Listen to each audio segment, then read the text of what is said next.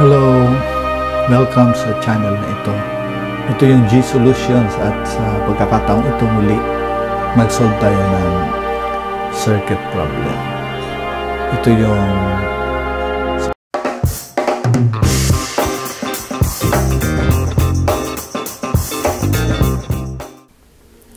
ang sabi dito, what is the value of R? Dito sa circuit nito, yan. For it to have maximum power dissipation. Okay, ano yung value niyan para magkaroon ka ng maximum power dissipation? So, calculate also the power dissipated for this value of R. So, yan yung ating isosolve sa oras na ito. Again, yung required sa atin, una, yung value ng R for it to have maximum, okay, maximum power dissipation. Okay. Yung pangalawa, pinapahanap sa atin yung power dissipated for this value of R in R. Yan. So, sa ating solution, kunin natin tong circuit na to para mas ma-explain natin. So, kailangan ko yung maximum power dito. So, kailangan malaman ko yung kuryente dito. Pangalanan ko yung kuryente na yan as I prime. Kasi, makukuha ko na kaagad yung power niyan kung alam ko yung current at saka yung resistor. Formula natin I squared times R. Pero bago ko makuha yan, yung current na yan, na I prime, dapat makuha ko rin muna yung ano rito, yung current dito. Yung current na yan is actually, ito ay ang total current natin. So, para makuha ko yung total current na yan, magagamit lang ako ng Ohm's law. Nagsasabi, ang total current ay equal sa total voltage over sa total resistances.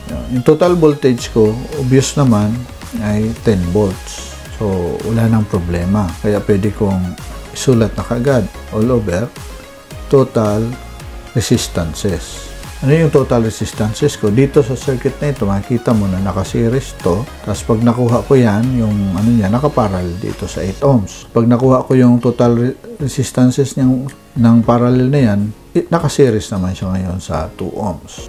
Okay? Kaya pwede nating isabihin na yung R plus 4, sige, 4 plus R, ay naka-parallel sa 8 ohms. So therefore, kung naka-parallel yan, ito ay magiging 8 plus 4 plus R or 12 plus R. Okay na ito, plus 2 ohms. Yan. So, idadagdag lang ako rito ng plus 2 ohms. So, equals, again, simplify natin yung equation. Itong 8 ko, i-distribute ko, multiply dyan. So, 8 times 4 is 32. Yan ay 32 plus 8R. Okay? All over, kopya lang, 12 plus R plus 2. So, dito, sa baba, again, 10. Kunin ko yung LCD sa least common denominator sa numerator ng aking equation. This is 32. Kinopya ko lang plus 8R. So, yung LCD niya is 12 plus R. So, ito ay magiging, okay, multiply itong 2 sa 12 plus R. Baka malito tayo. This is 12. Yan. So, ito ay dinivide sa 12 plus R. So, mangyayari, ito naman ay itataas ko na dito. So, magiging 10, 12 plus R. All over. Ito i-multiply ko na 2 dito. So, kaya distributive. 2 times 12 is 24 plus 32. 24. Bibigyan tayo ng 56. So, yung sa may mga R naman, 2R plus 8R, ito ay 10R. So, yun yung I total niya. Yan o, yun yung I total. Current dito. Yan. So, tuloy natin. So, nakuha ko na yan. So, pwede ko nang makuha yung I prime. Anong gagamitin ko? Current divider theorem. Current divider theorem nagsasabi sa atin na kung kukunin ko si I prime, mumultiply ko yung total current ko, ito, sa branch na hindi niya pinagdadaanan ng I prime. So, what branch is that? Ito yung may 8 ohms. Multiply ko rito 8 all over. addition ng mga resistances ng 8, 4, at saka R. So, i-add ko lang yan lahat. 8 plus 4 is 12 plus R. Yan yung I prime ko. So, since nakuha ko naman si I total, pwede ko nang i-substitute dito. So, yung si I total ko is 10, 12 plus R all over. Okay, this is 56 plus 10R. Okay, ito yung I total ko. Again, ito yung I total.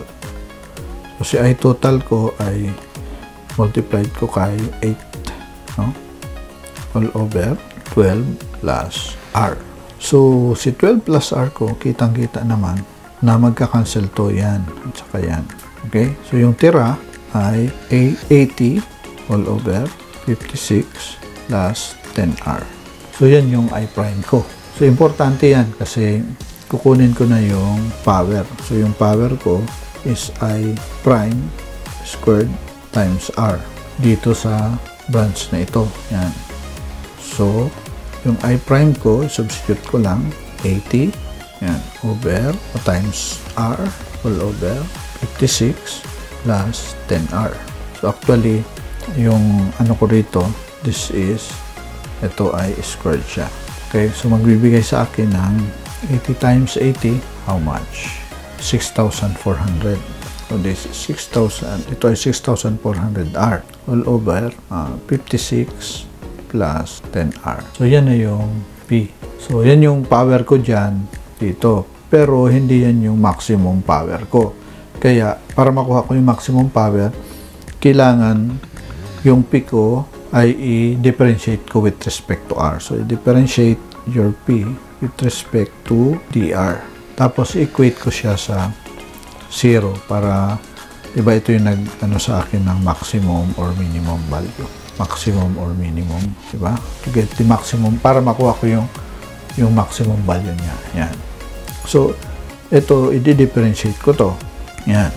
So, differentiate 6,400 R 56 plus 10R with respect to R. Equate natin to sa 0. So, ito ang magiging U natin at ito naman yung magiging V. Dito na lang siguro sa baba. Ayan. So, yung U natin ay equal to 6,400 R. Saka yung V naman ay 56 plus 10R. By the way, nakalimutan ko nga pala itong 56 plus 10R. Since na in-squared natin siya, yan, no? Dapat ito ay squared pala. Squared. Okay. Kaya ito ay squared din. Kaya yung B natin dito ay squared.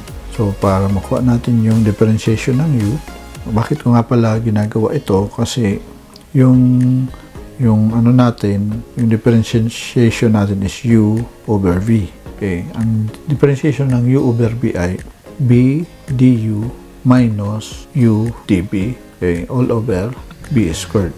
So, kaya kinukuha natin to. So, yung du natin ay 6,400. Differentiation ng 6,400R. At saka yung differentiation ng B natin ay yun. So, 2, kopya yung 56 plus 10R. May raised to 1 na ito dito. Okay. Tapos, i-differentiate natin yung 56 plus 10R. Yan ay 10. So, entonces, yung dB natin ay 20 times 56 plus 10R.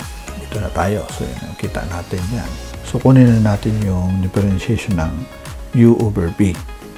So, B du, yung B ay 56 plus 10R squared. Du is 6,400. Yung U naman minus dB. Okay? So, yung U ay 6,400 R times dB 20 times 56 plus 10R all over, okay, 56 plus 10R squared, pero may squared din tayo, so squared din dito, no? I-squared mo yung in-squared, okay, bibigay sa iyo 4 raised to the 4. Okay, ito ay equate natin sa 0. Ito, pag multiply natin dito, 0 na siya. Kaya yung tira, yung numerator na lang. So, mangyayari, kung mapapansin mo, ito, magka-cancel to. Yan. At saka itong 56R, tapos isa nitong 56R. So yung tira mo ay 56 plus 10R minus 20R equals 0. So ito ay magiging ano na siya, 56 minus 10R equals 0. So therefore yung ating R, 10R is equals to 56. So yung R natin ay 5.6 ohms. Okay? So yung 5.6 ohms, ito yung hinahanap natin na R para mag-maximum power dissipation siya. So 5.6 ohms siya. So ngayon, ang pangalawang hinahanap dito is ano yung power dissipated in R. Okay. So ang power dissipated in R, ito na, nakuha na natin yung yung equation niya. Ito. I-substitute natin yung value ng R dyan. Pwede natin kopyahin to, di ba? Okay. So ito yung P natin, maximum. Para makuha natin yung P sa maximum, yung substitute natin sa R is 5.6. So therefore, again, this is 6,400. Yung numerator natin, all over 56 plus 10 times 5.6 squared times R na 5.6. Okay. Bigyan natin ito na. Yun. So, kunin natin yung calculator natin. Sa numerator, 6,400 times 5.6. Yan yung numerator natin. Yan ay 35,840. Yung denominator naman natin ay 56 plus 10 times 5.6 is 56 din. Ito i-square natin siya. So, ito ay 12,544. So, therefore, yung Pmax natin ay 35,840 divided by 12,544 na inibigay sa atin na 2.86 watts. Okay, so ito yung maximum power dissipation niya. So yan lang, napakadali ng ating sinusolve simula dito. Okay, yun yung pinapahanap sa atin. 5.6. Yan yung solution natin. So, thank you so much for watching this video. Sana nakatulong sa inyo ang pag-explain ng solution ng mga problems dito. Mag-like ka lang po, mag-subscribe at mag-comment dyan sa comment section. Thank you so much.